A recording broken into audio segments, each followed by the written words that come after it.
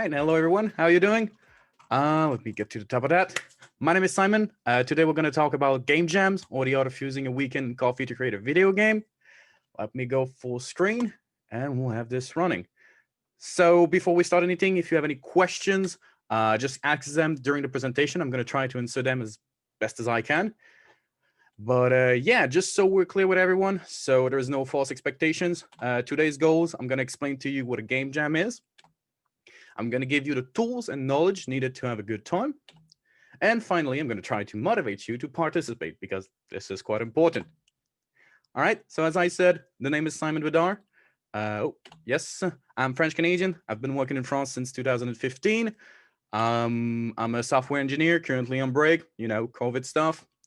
Always been developing a video game in my free time. I've actually learned most of what I know about Java developing games. You can find me under JavaCon Studio for serious stuff. On YouTube, for instance, I'm going to have a couple of games I've created during game jams. And you can also see me on Simon.con for more silly stuff on both Twitch and YouTube. All right. So I'm also event manager at Flat 2026. We've been organizing game jams in Bordeaux since 2015. That association might actually disappear. Now it's mostly jamming assembly. Last year, we've created one of the biggest jam events in France. It was quite great.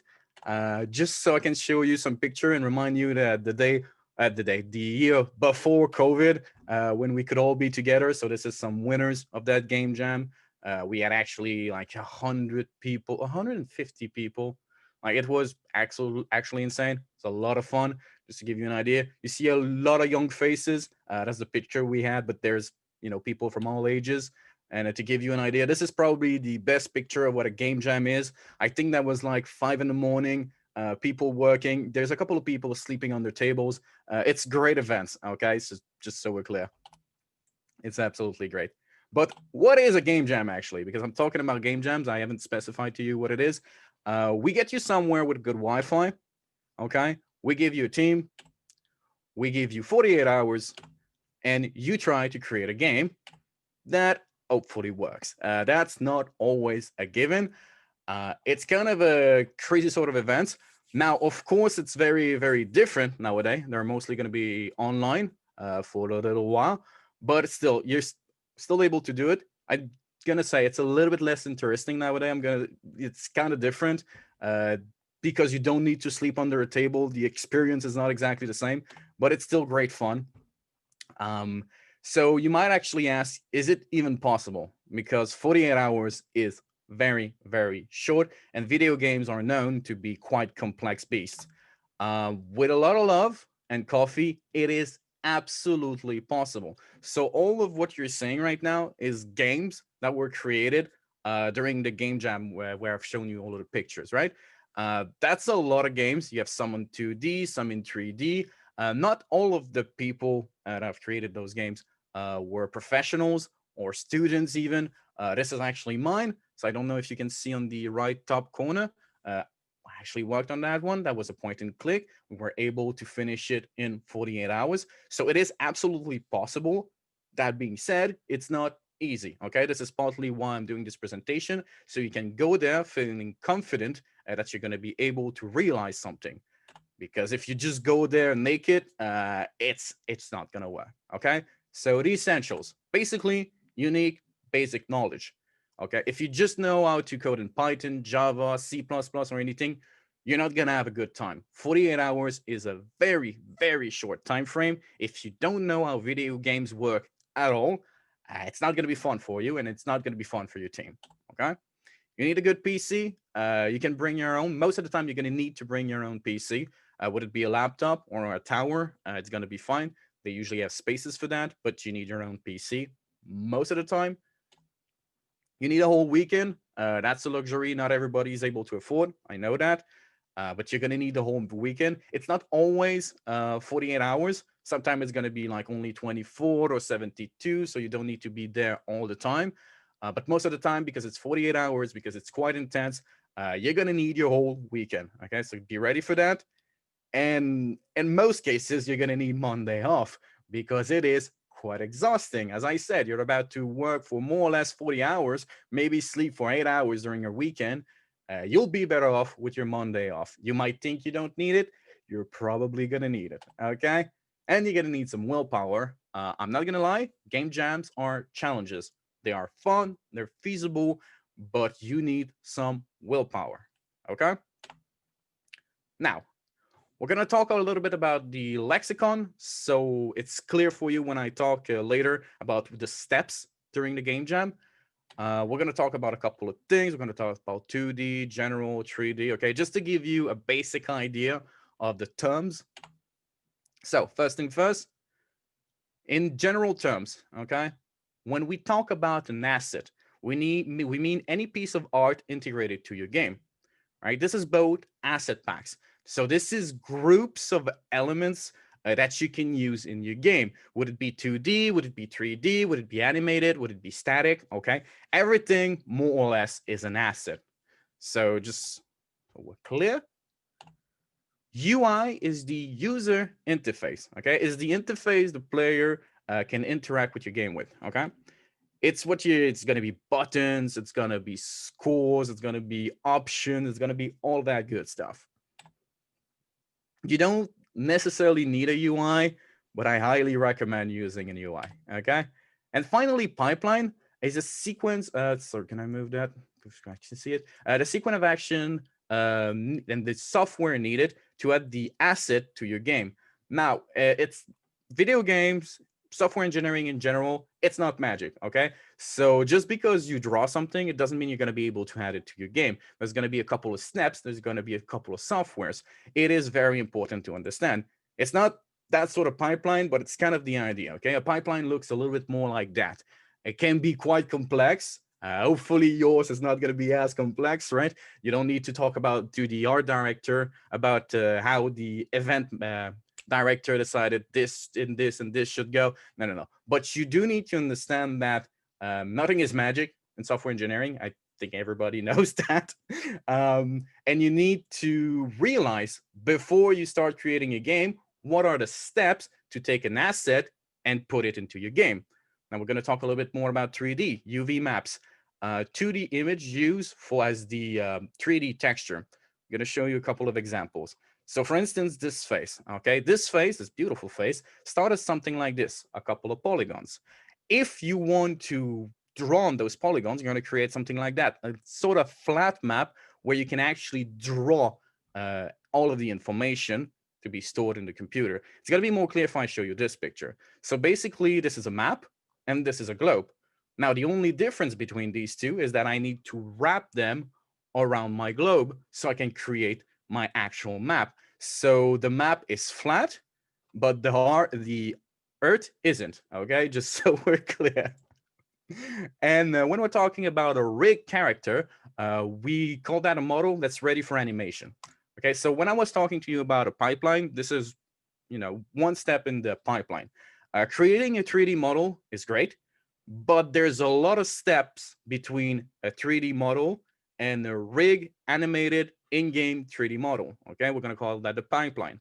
You need to consider a couple of things, and you need to know if you're able to properly do all of the steps. If, for instance, you have a team where the guy is super good in creating models, he's actually able to draw a skin on it, he's fine with the UV map and all of that, but he's not able to create any animations, maybe you need to consider that while creating your game. Maybe you're just going to have balls bouncing everywhere instead of characters fighting each other, right? So you need to know the different steps. You need to know who's able to do what.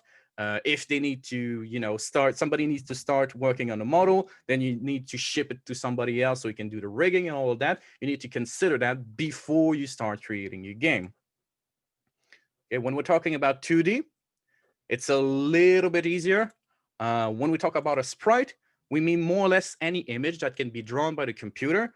Usually, it's going to be a reference to a sequence of image that can create an animation. So see, for instance, this is a sprite. More or less, a texture atlas is a big image composed of many tiny images for optimization's sake that are going to create an animation. I talked about that yesterday, but basically this is a texture atlas. we have a couple of coordinates. Like this is going to say, oh yeah, this square is actually my first image. This square is going to be my second image. This square, I'm going to have an atlas next to my image where I have all of the visuals. And that information is going to allow me to create an animation. So what you're seeing there is basically what you saw before. It's a series of images. Now I'm putting them one after the other, creating an animation. Okay.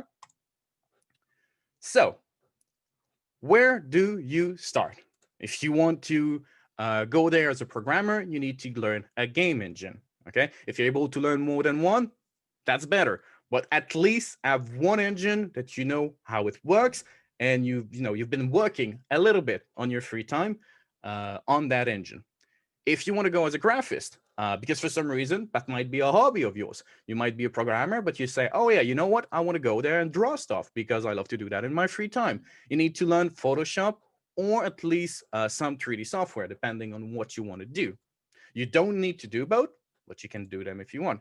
If you want to go there as a sound designer, which is also a possibility, you need to learn how to produce and make sounds. I'm not going to talk too much about sound design. That's not my specialty, like at all. But as soon as you're able to properly export a file in multiple formats, it's fine. It's absolutely fine. So learn how to create music, learn how to create a couple of sounds, learn how to export them. You're going to be fine. Find a team. You're going to have some fun. Okay. In terms of game engines, there's a lot of them out there. We're going to see a couple. All right. First thing first, we need to talk about Unity. You've probably heard of Unity before. It's the most popular at GameJams. It's quite popular in the industry. I don't know if it's still the most popular game engine because of the second one. But yeah, it's a big thing. It's written in C#. There's also an option to go with the sort of Unity script, which is some sort of JavaScript. Don't do it. Go for C#. Okay. You can do both 2D and 3D with it, so it's quite useful. It has a graphical interface, quite a complete one, and it uses the game object paradigm. So I'm not going to talk too much about that. Just know that this exists. Do some Googling about it. You're going to see what it's all about. It's quite different from what you're used to do. But yeah, it has a very, very large community. It has a great asset store. So if you want to find some friends, just learn Unity, go to a game jam, say, oh yeah, I know how to code in Unity. You're going to find a team like that. That's kind of a given. Now it's going to be on the internet, on forums anyway. But Unity is the biggest one, especially in game jams. Do you like it or not? I'm not going to talk about that. It's peculiar. Try it. You're going to see if you like it. Now, there's also Unreal. Unreal is very, very prevalent in the game industry. You usually use C++, but you don't really need to know C++ to actually use Unreal. It has a weird concept of box that you link everywhere. It's special, let's put it that way, but it is quite efficient. It can do 2D and 3D. I decided to write 3D here because nobody's using Unreal to create 2D games. Like, that's kind of a waste. If you want to go 3D for something quite impressive, go with Unreal. It's very powerful, but it's not as popular, especially in game jams. It's very popular in the industry, in game jams. I usually see like 1 or 2 groups using it, but it's not the same as Unity. Unity, you have a lot of teams. Unreal, you usually have a couple, okay? It also has a graphical interface and use the game object paradigm, even though it's not exactly the same as Unity. If you're not sure which one you want to try both. Give yourself an idea of a little project and try to create that little project in both and see which one you prefer, okay? I don't personally have any preference, but they're both great in different ways. Now, this is a Java conference, and I'm a Java developer, okay? So I need to talk to you about a Java game engine. I'm going to talk to you about mostly LibGDX, which is my favorite. It's in Java, of course. It's mostly 2D. You can create 3D with it. I actually have an example of a game created during a game jam in Germany using libgdx for the 3D game. I would not recommend it. You can do it. Should you do it? I'm not going to stop you, okay? I'm not going to stop you. But yeah, it's mostly for 2D. It's very low level, so you need to understand quite a lot of stuff to be able to properly use it. There is no real graphical interface, so you need to know what you're doing even more. There are actually some graphical interface for different things, but they're not inside of the engines. They're for things like the interface and all of that. There's little application, open source, left and right that you can use. Most of it is going to be code, though. It's barely used, but it's great for Java enthusiasts. As I said, this is my favorite. I've actually created a couple of games with it. And yeah, you might not find any friends, so be ready to work alone, but that's actually fine, because if you know how to use libgdx, you don't need any friends. No, I'm exaggerating a little bit. You're actually going to be able to work with graphists, but be aware there's not that many people working with libgdx, not as many as Unity, not as many as Unreal, okay? But there's a couple, and yeah, if you decide to go with a couple of friends, you're going to be able to create a great game using libgdx. Now, if you want to go with something that's not exactly mainstream, but as a a graphical interface, a lot of stuff, you can go with Godo. Godo is also free and open source. It's like the hipster version of Unity. I know they hate it when you say that. They truly, truly hate it, but it's more or less what it is. Okay, it's use a Godo script, which is basically a Python with some function created especially for video games. It is not as popular. It's getting more and more popular, bigger and bigger each and every year. You can do both 2D and 3D. But yeah, it's if you feel like you don't want to give money to big corporations and stuff like that, and you prefer open source and you want to be able to control everything, but you still want a graphical interface, go for Godot. It's pretty great. And yeah, so that's not all of the options. That's a couple of them. There's a fifth one I didn't mention here because I don't believe it's a good idea. You can also use a Gmonkey engine. My first jam, I've used the Gmonkey engine. It was a beautiful nightmare. The demo is actually available on my YouTube channel. It worked. Okay, let's be honest. I'm not gonna lie, it worked. But yeah, that was a tough one. So if you want to go 3D, actually you can watch my last conference, even though I barely touched it. I've talked about it a little bit. There's an option for 3D with Gmonkey. Should you do it?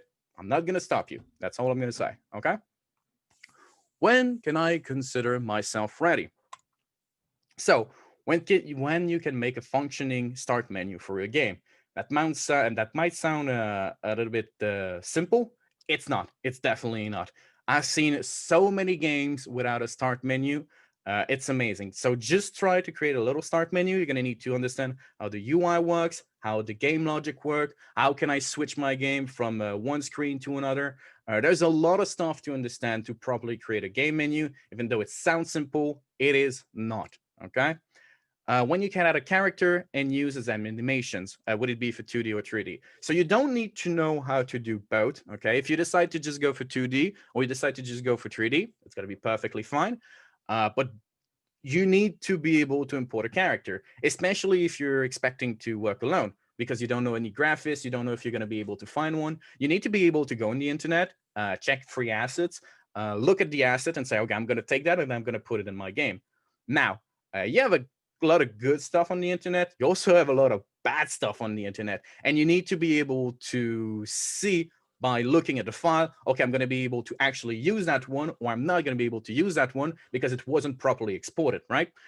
So just try to go on the internet, try to import a couple of things, try to play with them a little bit so you don't get a bad surprise realizing, oh no, I'm actually not able to put a 3D object in my game. What am I supposed to do? Okay. Try a couple and see when it works and when it doesn't, because sometimes it won't work and sometimes it won't be your fault, right? It's going to be the fault of the guy who put that asset on the internet, and you need to know that. When you can add sound effect and music, it would be very, very sad if you were to create a team with a sound designer. He's creating a big song, a beautiful track for your game, and by the end of the jam you realize, oh yeah, I have no idea how to put that in my game. That would be very unfortunate. Please don't let it happen. Okay. When you can export your game as a .x. I'm going to talk about that a little bit more. You need to make your game playable, okay? Telling people, yeah, by the way, you need to install Eclipse. You need to, import Git, put that thing in Eclipse, play start, and then it's going to work. No. You need to be able to export your game at least as a .jar. I would recommend actually being able to create the .x. It is feasible with Java. There's a couple of steps. But yeah, being able to export your game as a .x is a life changer for everybody. And if you want your friends to be able to play that game, it's going to be so much easier if you're able to export a .x. Bonus training, if you feel like you have a lot of time, you can try having a pause menu that pause your game. It sounds like a given. It's not.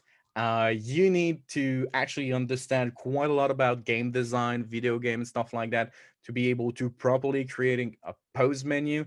If you're able to do it, it's great. It's even better. Now, the next step is to be able to make your game relaunchable once finished, or in the middle of it, or at any moment. Having a game relaunchable is going to help you when your game just stop working, because it's a game jam. You have 48 hours. There's going to be bugs. Okay. If somebody's able to restart your game without having to press Alt F4, it's going to be great for everybody. It's going to be great for testing. It's going to be great for all. It's not that easy. Okay. It's really not that easy. If you're able to do it, that's great. If you're not able to do it, you're still going to be able to join the jam. It's not a problem. Okay. But that would be better. Try adding sound effects on the interface. Now, having sound effect is great. Having sound effect on the interface is even better. There's a couple of things to understand to properly do that. It's not needed. It's better. But if you don't have an interface, well, there's no point in having sound effect on the interface, right? Try adding a complex UI, fitting in, fitting out, tooltips, animated UI elements, setting stuff. So that might also sound simple. It's not. One other thing I love to do before the jam is to have my UI already ready with a couple of fading, a couple of fade out, and just then connect the dots. Like say, okay, I need a button skin, right? So please draw me an asset for that button. And then I'm just able to more or less drag and drop it. You can actually have some code ready for the game, for the game jam, sorry. Just, don't try to create your whole game beforehand. That's kind of useless, and, it's not the purpose. But yeah, you can actually, if you want to do some training, try to do the fitting in, fitting out. And tooltips are very, very important because it helps people with your game like a lot. I'm not able to express to you how important it is. I know that I've failed that one once, and I still have regrets. Okay, so I didn't have any tooltips. My game was great, but nobody understood what was going on. With a couple of tooltips, I've added them later. Everybody was like, oh, so this is how it works. Okay, so tooltips, very, very cool thing to have. If you want to learn more, you can go to Game from Scratch, which is a great website with a lot of tutorials. You're going to be actually able to learn libGDX. You're going to be able to learn Unity. You're going to be able to learn a lot of engines. So yeah, Game from Scratch, great website to have a lot of tutorials. Now, let's say you want to go 3D. You kind of need to know what are the options in terms of models, in terms of, how am I saying that? The software, sorry. So yeah, first option, Blender. It's open source, it's free, and it's not popular at all for some reason.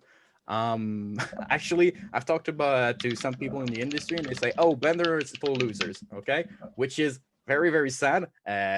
But you're not gonna find Blender that much if you're new to 3D. You don't want to pay a license, and Blender is great. I'm gonna say it. Blender is great, but it's not that popular. Okay, so if you want to work with Blender, go for it. There's not that many people using it. Now, 3ds Max is not free, but it's the most used in the video game industry. So again, if you want to find some friend, go with 3ds Max. You cannot go wrong. There's also Maya, which is from the same company, if I'm not mistaken.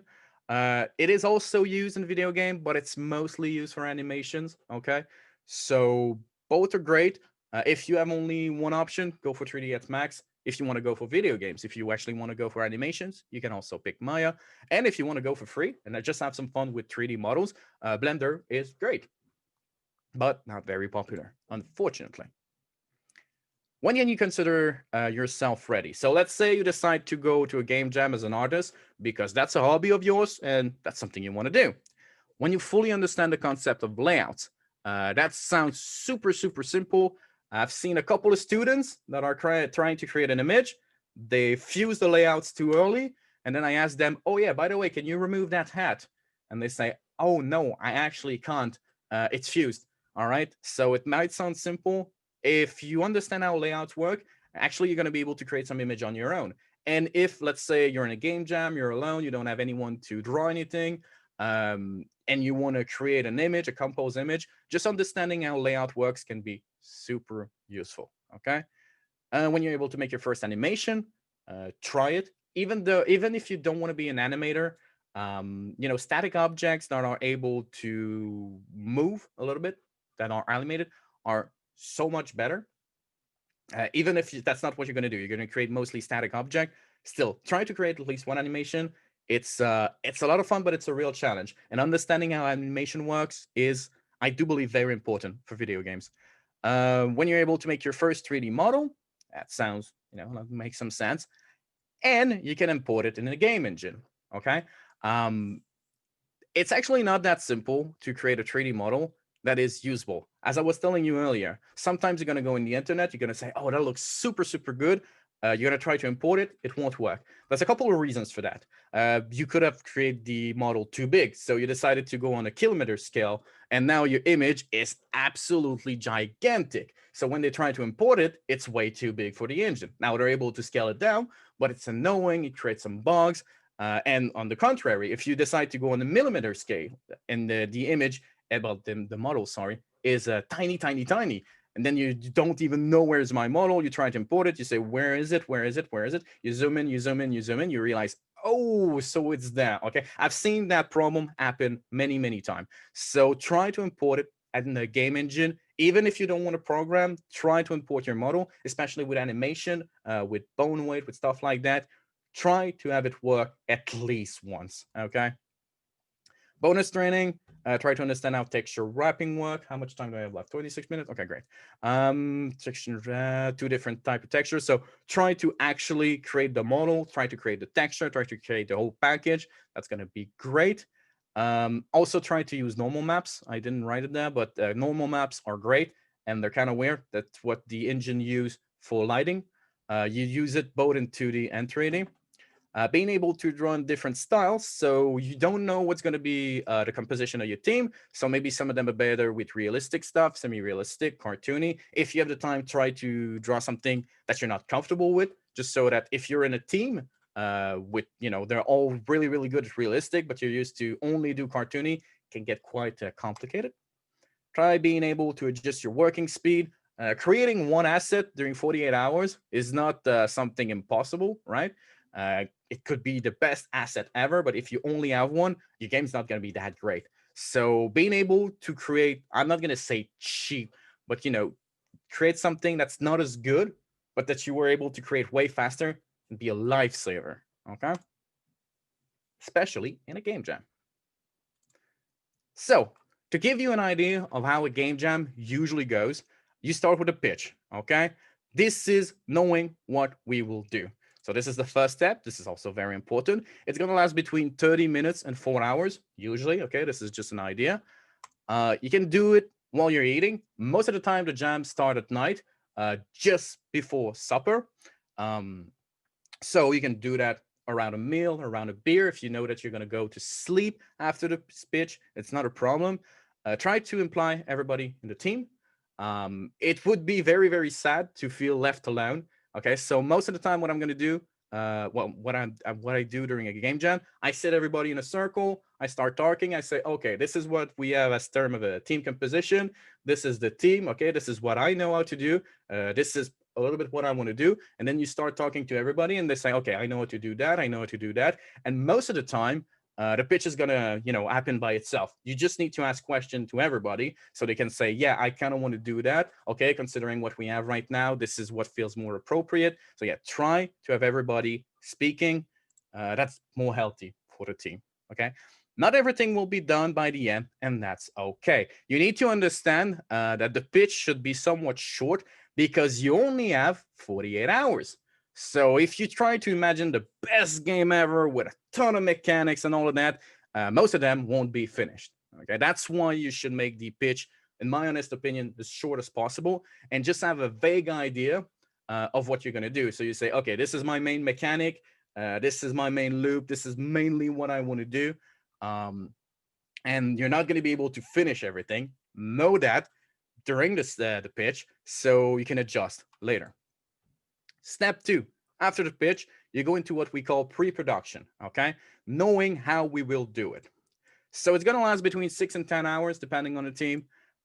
It's time to test your libraries and understand what will need to be done. So for instance, if you decide to go for the game with a lot of gravity, okay, you need to be able to get your gravity library, load it in, do a couple of tests, say, okay, I'm actually able to do that. Okay, I'm not too comfortable with that. If you need to, make a game about Wolverines and the people are starting to draw and they realize, oh yeah, I'm not able to draw a wolf. Like I'm really, really bad at it. You can actually still change your mind. Okay, at this point, you can still say, okay, maybe let's not make it about wolf. Let's make it about vampires or something like that. Or maybe I'm not going to be able to make some realistic gravity, so let's make it more goofy. Okay, so you need to test everything, make sure everything works, and that you're going to be able to properly work. So step 3 is the production. Okay. This is when you actually start to work. So now you know how to do it. Let's do it. It's going to last between 12 and 24 hours. Okay. This is the biggest part of the jam. You need to go to work, but also you need to go to sleep. You should be sleeping. Okay. So yeah, as I was saying, production, you do it. Biggest part of the jam. You need to go to sleep. Like I think it shut me down after the you need to go to sleep, which is very, very funny. But anyway, yeah, you need to get some sleep. I've seen a couple of people that are like, oh, I'm fine. I never need to sleep. It's only 48 hours. I'm a tough guy. And most of the time they start doing stupid mistakes. Okay. When you're on a problem that you're not able to solve and you realize that you're in you have a huge lack of sleep, you need to go to sleep. Now, would it be for only 1 hour if that's what you feel like? Would it be for 8 hours because that's what you need? You need to eventually go to sleep. Now, let me be very clear because I think I have skipped that part. If you want to sleep for 8 hours each night, so 16 hours in total, that's absolutely fine. If you know that that's what you need because you're older, because you need more sleep, or you're just not comfortable with not sleeping, that's actually fine. Okay, you need to consider it in the planning, but it's absolutely fine, right? So yeah, you should be sleeping at least during the production. It's too late to go back. If the ship is sinking, sink with it. Okay. It's if you want to change the idea of your game, it's too late. You were supposed to do that during the pre-production. Try to have something working. Okay. It's not gonna be the best game ever. That's fine. At least it's gonna work. At least it's gonna start. At least it's gonna stop. And at least there's gonna be some part of the main idea. No matter how boring it is, no matter how bad it was of an idea, okay, you try to make it work because there is no time to go back. Okay, if the ship is sinking, sink with it, at least during the production.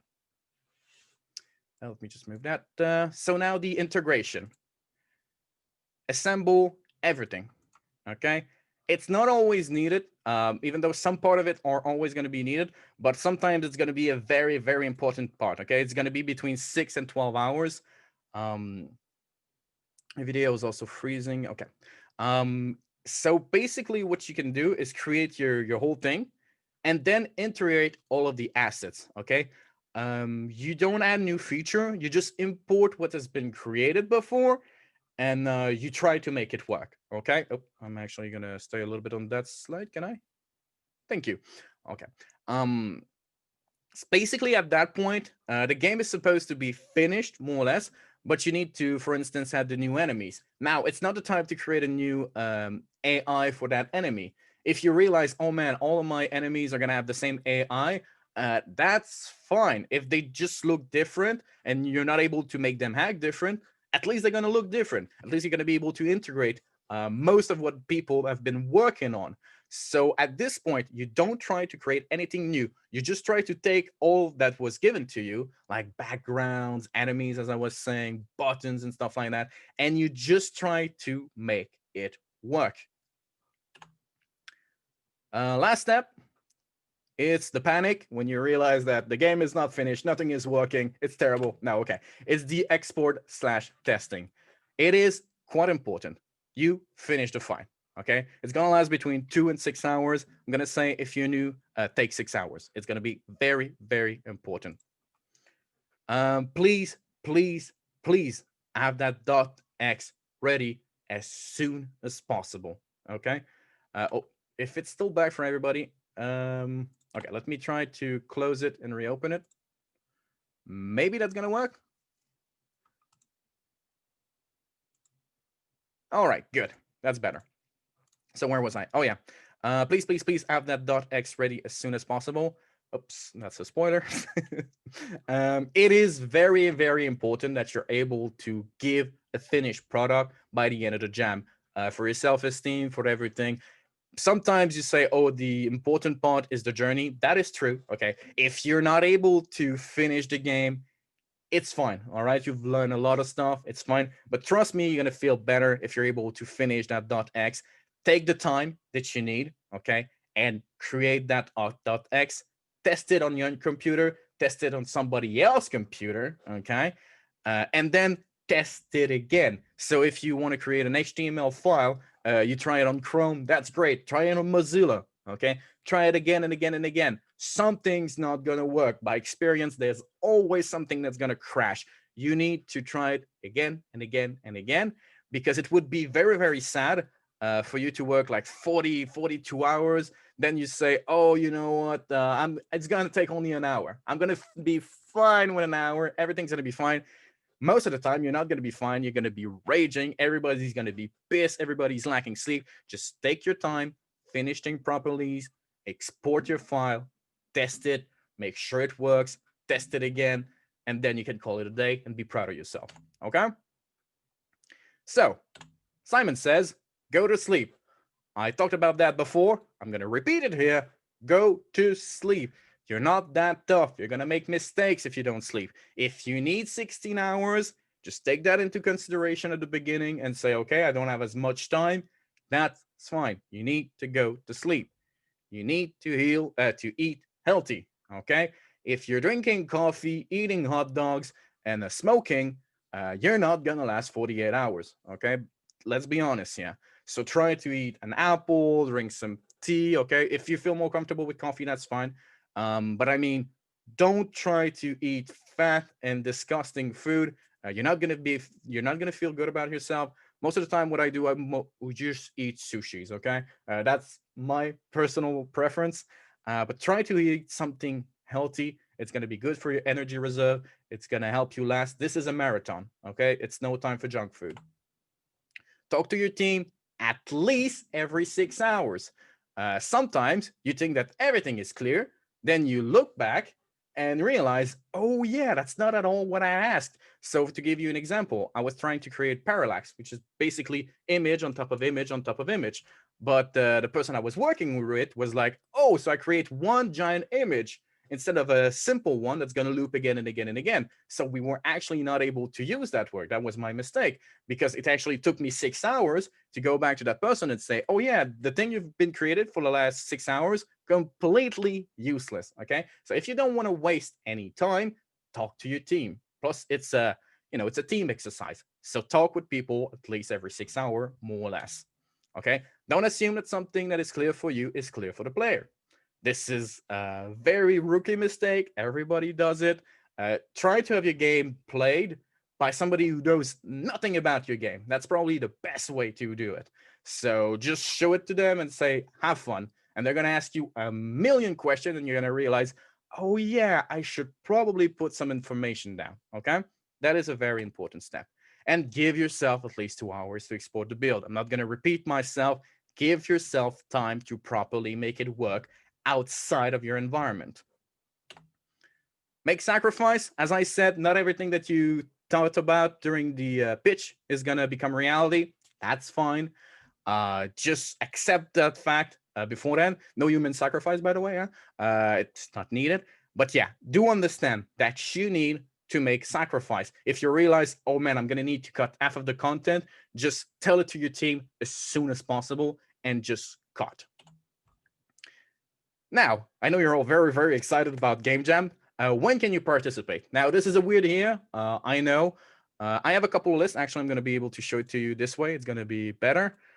This is a great website where there is way too much information about all the GameJam available in the world. If you want to waste some time, you can look at this monster. There is a lot of stuff. And yeah, it's still not loaded. Okay, there is way too much stuff here. That's an option. Probably not the best one, but yeah, ND GameJam, it's available. The two big one are the Ludum Dare, which happen more or less every 6 months, if I'm not mistaken. The next one is going to be in April. That's a big one. There's a lot of people participating. It's very interesting. They have a way to upload your games, to try everybody's game, to share content. It's absolutely great. So Ludum Dare is a great option. And you also have what's called the Global Game Jam. Oh, that's actually a little mistake here. The Global Game Jam. This is the biggest one. It's going to happen on the 27th to the 31. It's 48 hours. It's the big one. There's a lot of stuff to do. There's a lot of people participating. They usually have sponsors and stuff like that. It's a great way to start. It's going to be in a little while, so you have some time to practice. So if I were you and you're like, oh, I want to create a game. I know how to do Java. I don't want to do anything else. Just start with libGDX and go work on the Global Game Jam. You can actually see all of the games that were created for every year. So you can actually upload your game and keep it somewhere if you want to, give a link to anyone. It's pretty darn great. Let's look at 2020, for instance. If it's loading, we're going to say we want to go to Germany. Yeah. And we say, okay, that's great. So we can actually see all of the games if it's loading. Hopefully it will. So all of those games were actually created in Germany, which is pretty darn great. There's actually a lot of them. You can move around, look at the pictures, click on them. If we decide to say, oh yeah, I actually want to see a game in Germany using libGDX, for instance, if I go here and click again, I'm going to be able to, I only have 3 minutes, it's going to be short, see something like Beyond Repair. There's actually only one game, but there is one. libGDX, I actually a couple of intern Game Jam once every month, I believe. But yeah, for the Global Game Jam, you actually have one game made in Germany using libGDX. So we see this is an awesome game. There's a description. It was created on the University of Bremen. I don't know it. Maybe you do. It's for Windows, Linux, Android, and stuff like that. It's a little game, and I have it right here if I'm able to click it. So I have my little export. It's actually called Disport 1.2. I click it, and it's a little game. It's not that impressive, but it's kind of cool considering it was created in 48 hours. You just move around, you jump, you shoot stuff. There's actually some music. I don't think you can hear it. That's probably for the best because it is quite loud. But yeah, and when you die, you respawn. As you can see, they don't have any menu. They don't have anything, but they have their own little game. And when you move around, you can switch with gravity. Let me do that again. No, I'm dead again. Let me just show it to you a little bit. So yeah, they have a little gravity system, meaning you can jump here. They have some lights going everywhere. It's not that impressive, but it's a great little game created in 48 hours. You can jump, that's it. Okay, I'm not gonna spend too much time on it. If you want to try it, you just go on the site, Global Game Jam. And what else? I think I have a couple of them. I also have the 3D one. Yeah, the 3D one using libGDX, which is it's special. So mit on, German one for at, I guess. And you just move around and you have a weird little map. And you actually need to move around while meteors are shooting. There's laser everywhere. It is super confusing, but it's also super charming. So you go outside, you repair turrets, you have some fun with that. For some reason, you can attack. There's a lot of little stuff like that. It's just a little tech demo, basically. So you create your own little tech demo. It's available on the internet. You usually learn a lot of stuff. And yeah, I think that's going to be it for me. If you have any question, well, first of all, thank you very much for coming. And yeah, if you have any question, I'm going to be available here. I think I have like 1 minute left, so you can ask them in the chat and I'm going to try to answer them. Are those game intro right ones run anywhere? How easy it is to make a game to work on different platforms? It depends. With Unity and Unreal, it is more or less super easy. With libGDX, it's a little bit harder. You need to consider some imports, some libraries and stuff like that.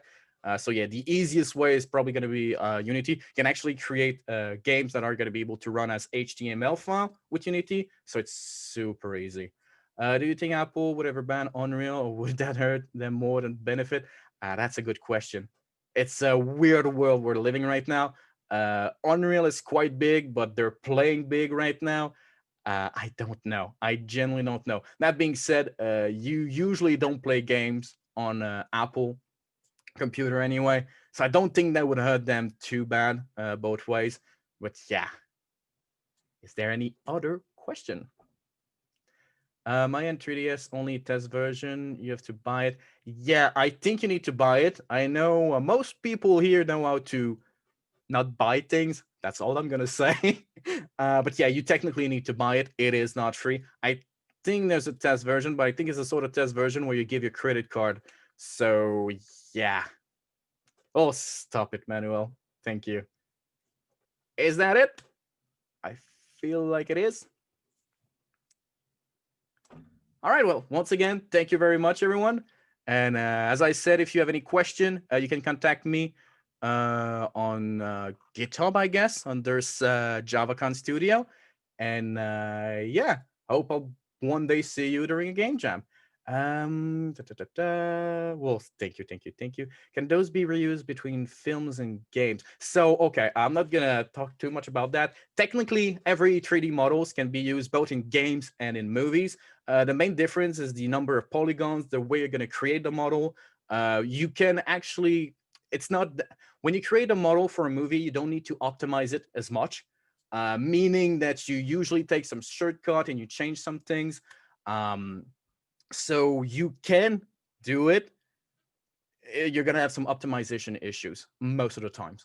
So technically, it's the same 3D model, but yeah, it's not exactly the same because of the polygons count, because of the way you create your textures, because of this, because of that. We're getting in a world where computers are quite powerful, so most of the time it's going to be fine. But yeah, there's usually a difference between the 3D model that is created for games, the 3D model that is created for films, and it's like the optimization. I'm gonna put it that way. All right, so that's more than all of the time I had. So yeah, thank you very much, everyone, and bye-bye.